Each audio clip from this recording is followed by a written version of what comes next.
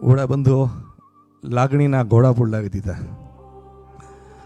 ઘણી મિટિંગો કરી છે મેં અને અટેન્ડ પણ કરી છે, પણ આ ટાઈપની મિટિંગો ફર્સ્ટ ટાઈમ કરી છે. આ લિંક મારા વાઈફે મનામાં મોકલી હતી. મેં જોઈને ઓન ધ સ્પોટ એમાં રજીસ્ટર કરી દીધું.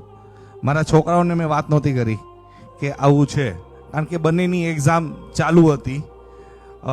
મારા બંને સન છે. એક સન આવ્યો છે, એક સનની સોમવારથી એક્ઝામ છે અને એનું આવવાનો હતો, પણ કાલે રાતે એને એક્સ્ટ્રા ક્લાસીસ આવ્યા. એનો અફસોસ થાય કે ના આવી શક્યો. હવે આ મોટો સન છે મારો, જે અત્યારે હાજર છે, અત્યારે એ કોલેજમાં છે. એના પર ગર્વ છે કે એને જે જોતું હોય એક બાપને એ બધું એને આપ્યું છે. પણ તમે જે કરી રહ્યા છો, તમારા પિતાજી જ્યાં હશે ત્યાંથી તમારા પર ગર્વ લેતા હશે, ખુશ થતા હશે, અને આનાથી મોટી કોઈ શ્રદ્ધાંજલિ ના હોઈ શકે. ખરેખર હું તમને એમ કહેવા માગું છું કે આ ટાઈપના પ્રોગ્રામ તમે ફીસ રાખીને પણ કરશો ને તો આ માઉથ ટુ માઉથ તમારી એડવર્ટાઇઝ થશે કે આ નિસ્વાર્થ સેવા છે અને ત્યાં જવું જોઈએ.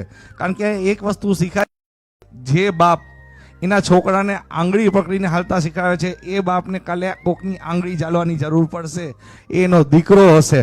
અને કોઈ દીકરો એના બાપની આંગળી છોડશે નહીં, એ આ પ્રોગ્રામમાં જાણવા મળે છે. એટલે અમે એવું ઈચ્છીએ છીએ કે સાહેબ આવા પ્રોગ્રામ કરો. કોઈ જાતની મદદની જરૂર હોય તો તમે કહેજો, માઉથ ટુ માઉથ. હું મારા ગ્રુપમાં પણ જાણ કરીશ. ખૂબ આનંદ થયો અહીંયા આવીને, અને હું ઈચ્છું છું કે આવા રાજકોટમાં અને આપણા સૌરાષ્ટ્રમાં એટલીસ્ટ આવા પ્રોગ્રામ થતા રહે સાહેબ. Thank you.